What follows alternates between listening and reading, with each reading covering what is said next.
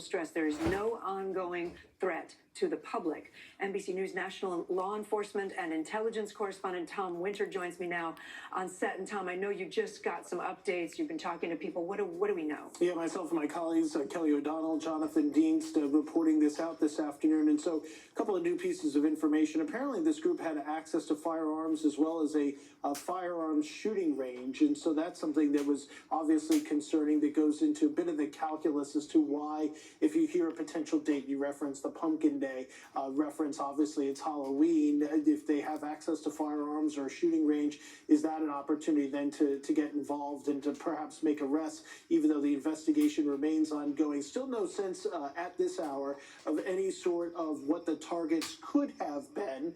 Perhaps they were not there yet. Perhaps that information is not yet known to investigators. And then at least some of the individuals appear to be naturalized citizens, but originally from a Middle Eastern country. And so we're trying to get some more details on that.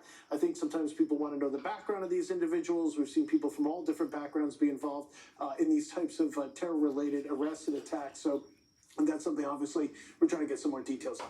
Do we know if law enforcement authorities were tracking this group for a while? Right, so every indication is that there was, at least as it pertains to this operation today in Michigan and the Dearborn and Inkster area, that there had been at least some knowledge of this group in advance, and that appears to be one of the reasons why they made that move today to make the arrest, as I mentioned. So this is an investigation that typically the FBI will try to get an informant inside of it, or perhaps an undercover. We'll see what the specific method was, but it appears that as it pertains to this this particular investigation in Michigan, that there was some ability to see inside of it or glean some information as far as what was going on. And in terms of what they might have been planning, we don't know yet where or what or when.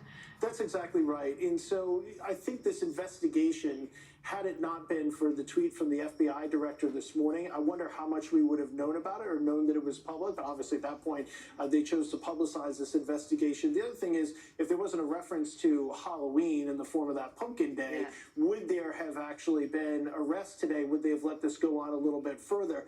People might say, oh, they had access to firearms, they're a group, they potential ISIS ideology, why not make an arrest immediately? Sometimes we've seen this in many cases in the past. They want these investigations to go on a little bit. You develop more information, figure out who else might be involved, and what specifically are they planning. That can be really helpful information to determine what types of things are on the tops of terrorists' mind, allegedly, these days.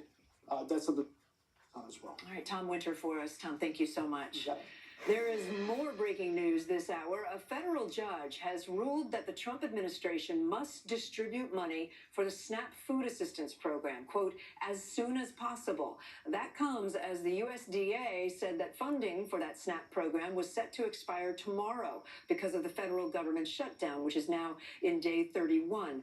Food pantries have been seeing a surge in demand this week. Take a look at that long line outside a food bank in Phoenix. They're getting visitors who normally rely on SNAP, along with federal workers who are not being paid right now. But that is not the case for all federal workers. The White House did say it has found a way to pay members of the military. That's according to an official with the Office of Management and Budget.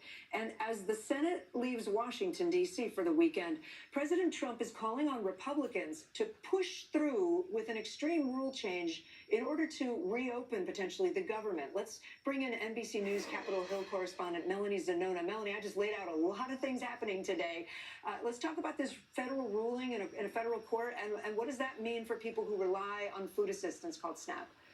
Yeah, this is a major development that has huge implications for the 42 million Americans who rely on SNAP. And what this means is that they will continue to get their benefits for the month of November. What the judge ruled here is that the Trump administration is now required to tap into a contingency fund for SNAP in order to pay out those benefits during the shutdown. The USDA secretary was actually on Capitol Hill today for a press conference with the GOP leadership, and she did not initially commit to releasing those funds if ordered to do so by a judge. And she also said that there is not enough money in that contingency fund in order to pay the entire month of November. We know there's about $5 to $6 billion in that contingency fund, but it costs over $9 billion just for the month of November for SNAP. That being said, though, the judge ruled that if there are insufficient funds in that contingency fund, that the USDA has to find other ways to pay this out. They said this is a critical program. Millions of Americans rely on it, and it rises to the level of emergency, something that Democrats have been arguing for in this lawsuit, while the Trump administration says this was a manufactured crisis by Democrats. And Melanie, let's talk about the government shutdown. The president is saying that Republicans should use this sort of thing that's called the nuclear option on Capitol Hill. Explain what that is, and is it really going to happen? Yeah, so currently in the Senate, it takes 60 votes in order to pass any piece of legislation. What the nuclear option would do is change those rules, so it's only a simple majority in the Senate. That is what Trump has been calling for. He called for that in his first term. Now he's ramping up those calls again. But Republicans so far are very resistant to that so-called nuclear option because it would be blowing up the entire institution and how it works. And for Republicans, they're playing the long game here. They know Senate Democrats one day will have control of the chamber once again. And that is a critical guardrail for the minority party. So they don't want to make any moves here just to end the shutdown. That being said, this Republican Congress has shown a penchant for following Trump's marching orders, so we'll see if they continue to resist those calls from Trump, especially as the shutdown drags on. At this moment, though, it is not under serious consideration. All right, Melanie Zanona for us. Melanie, thank you.